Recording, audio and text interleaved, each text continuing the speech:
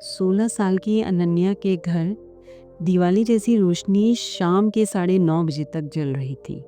वाराणसी की तंग गलियों में फैली किताबों के बीच उसकी मेज पर सुरताल की नोट्स बिखरे हुए थे और लैपटॉप पर क्लासिकल संगीत का ट्यूटोरियल रुका हुआ था। उसने घंटों आवाज की प्रैक्टिस की थी, लेकिन थकान की पकड़ अब भी आंखों में थी। फिर भी मन में एक अटूट इरादा था कि आज कुछ नया सीखकर ही सोएगी। कुछ समय पहले तक अनन्या सिर्फ औसत गायिका मानी जाती थी। स्कूल के वार्षिक नाटकों में उसकी आवाज़ फीकी पड़ जाती थी। टीचर्स भी उसे बचकाना समझते थे। फिर एक दिन एक संगीत वर्कशॉप पर अनन्या के रोल मॉडल गेस्ट के तौर पर पहुंचे, जिनका नाम था नीरज सर, देश के प्रसिद्ध ठुमरी गायक। उन्होंने कहा, प्रतिभा बोई नहीं जाती, संजोई जाती है। असली लय डेलिब्रेट प्रैक्टिस में छिपी होती है। वह बातें अनन्या के दिल में गूंजी। घर लौटकर उसने खुद से पूछा, क्या मैं अपनी आवाज में जान भर सकती हूँ? जवाब मिला, हाँ, बशर्ते रोज की मेहनत सही दिशा में हो। अगले दिन से उसने रूटीन बदल दिया। सुबह 5 बजे उठकर 30 मिनट योग, फिर 2 घंटे सुर अभ्यास, दोपहर में पुराने गानों का रिवीजन और रात को रिकॉर्डिंग सुनकर मिस्टेक्स के नोट्स बनाना। शुरुआत में जब सहपाठी बातें करते, अनन्या रियाज में व्यस्त रहती। पारिवारिक जश्नों में वह खुद को एकांत कोने में पाती, जहां वह आलापों पर काम करती। कई बार लगने लगा था कि परिणाम नहीं दिख रहे, लेकिन नीरज सर ने जो कहा था वो याद आया, आज नजर ना आए तो भी अभ्यास लगातार रखो, समय आने पर सुर सभी को दिखेगा। फिर आया वह दिन जब स्कूल के संगीत प्रतियोगिता में उसने सर्वश्रेष्ठ गायिका का खिताब जीता। वही टीचर्स जो कभी उसकी रियाज को मामूली समझते थे, अब उसकी तकनीक की तारीफ कर रहे थे।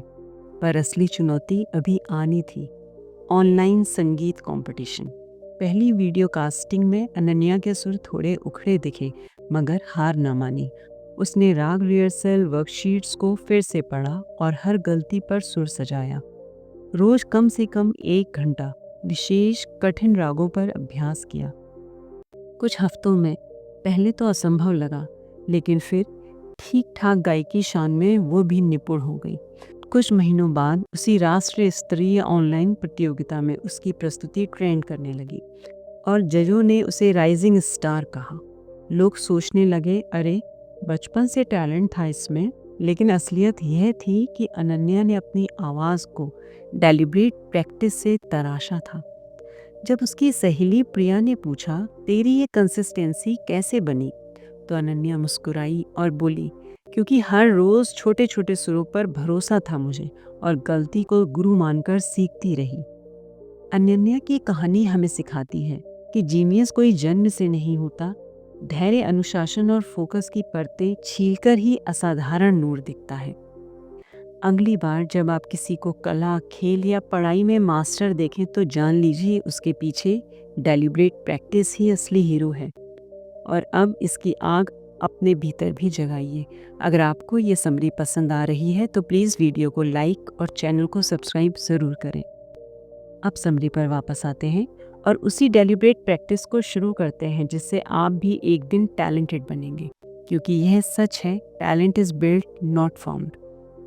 अनन्या अब 17 साल की हो चुकी थी। पिछला साल उसकी गायकी की जर्नी का टर्निंग पॉइंट था।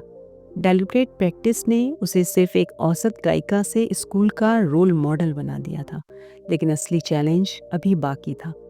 साल के अंत में स्कूल ने एक म्यूजिक एप्टीट्यूड टेस्ट कराया। पिच डिस्क्रिमिनेशन, मेमोरी रीडबैक और रिदम सेंस मांगा गया। जब रिजल्ट्स आए तो अनन्या का स्कोर औसत से थोड़ा ऊपर ही था।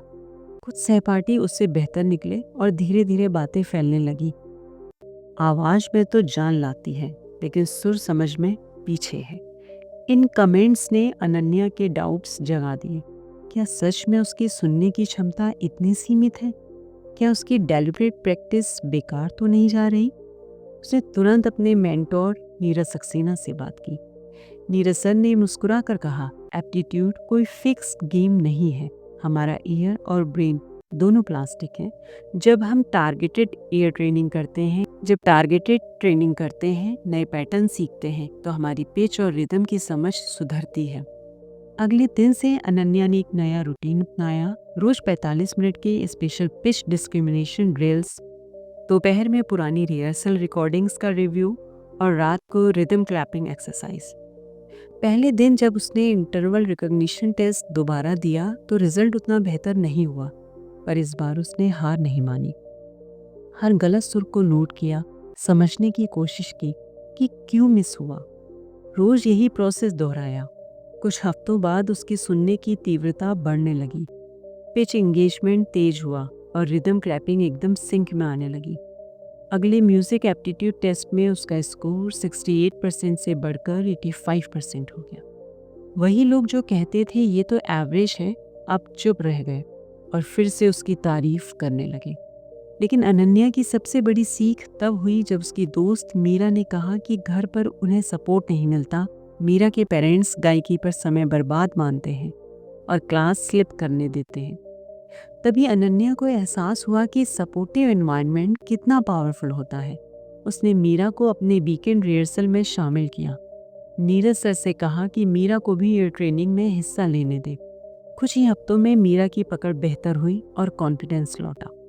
फिर स्कूल में parent teacher artist growth meet हुआ। अनन्या ने मंच से कहा कि एकल मेहनत से बहुतेरी तकदीर बदल सकती है, लेकिन सपोर्टिव माहौल वह हवा है जो दिए को और तेज जला देता है। उस दिन के बाद स्कूल में एक नया कल्चर शुरू हुआ। हर बच्ची दूसरे का प्रोग्रेस सेलिब्रेशन करने लगी।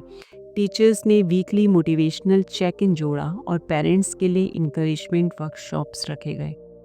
अनन्या की कहानी ये सिखाती रही है।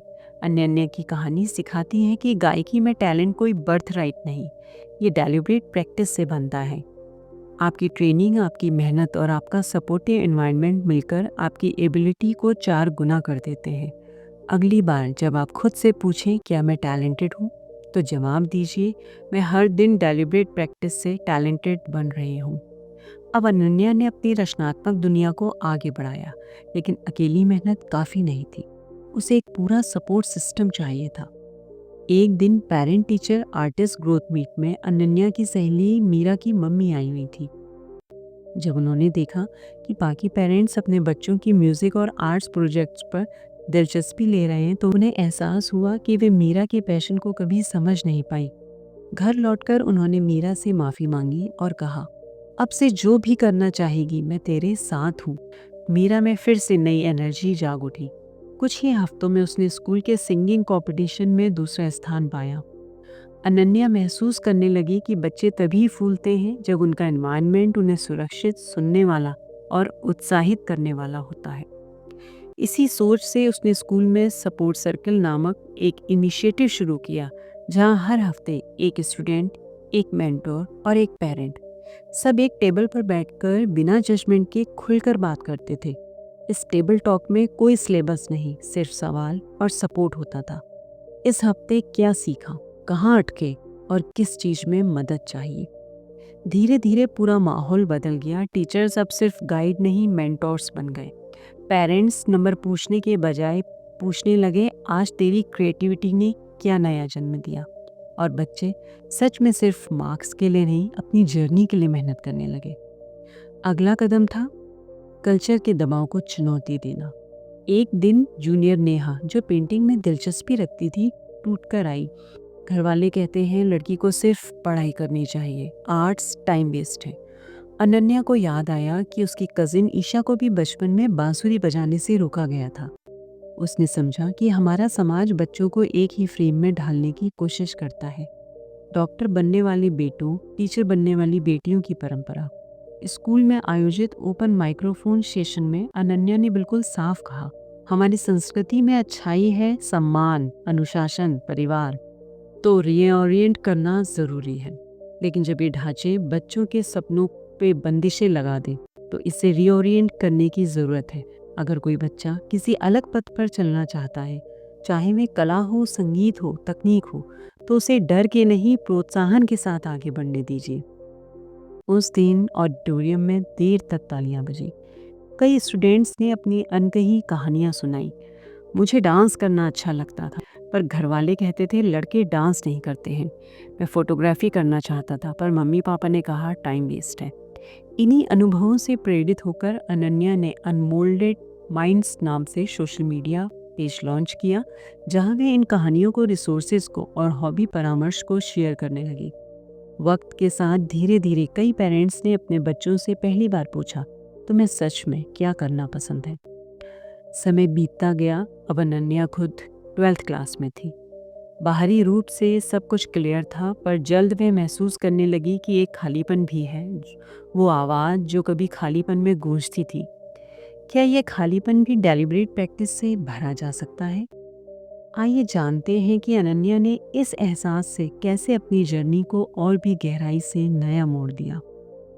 एक दिन स्कूल में अनाउंसमेंट हुआ कि एक प्रतिष्ठित अंतर्राष्ट्रीय संगीत संस्थान के साथ मिलकर यंग इंक्यूबेशन प्रोग्राम शुरू हो रहा है। देश भर से 30 बेहतरीन युवा गायक वादकों को चुना जाएगा। उन्हें मेंटरशिप, मास्टर क्लासेस और ग्लोबल रेजिडेंसी का न्योता मिलेगा। अनन्या की आंखों में अब चमक तो थी, पर मन में डर भी था। क्या मैं वाकई इस मंच के लायक हूँ? शाम को उसने हिम्मत जुटाकर ऑडिशन वीडियो रिकॉर्ड किया और सबमिट किया। खुद से कहा, मौका खुद ही बनाना पड़ता है। और ये सच भी है।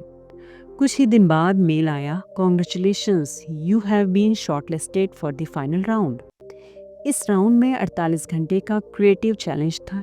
टीम बनाकर एक 5 मिनट का मल्टी जनर साउंड स्कोप कंपोज करना। दिल्ली पहुंचकर उसने देखा कि वहां के स्टेज में जजेस आईएमए से संगीत विज्ञान के प्रोफेसर, ऑस्कर नामित संगीतकार और दुनिया भर के यंग आर्टिस्ट शामिल थे। अनन्या खुद को छोटा महसूस करने लगी। तब उसी सपोर्ट सर्कल के मेंटोर नीरज सर आए और फुसफुसाए, तुम्हारा लोकल साउंड ही तुम्हारी सबसे बड़ी ताकत है। उस रात अनन्या ने अपनी छोटी कॉलोनी के गांव देहाती रागों के सैंपल्स लैपटॉप पर मिक्स किए, डांस बीट्स के साथ जोड़ा और टीम को सुनाया। वे लोग चौंक उठे, इतनी ओरिजिनलिटी भरी आवाज थी उसकी।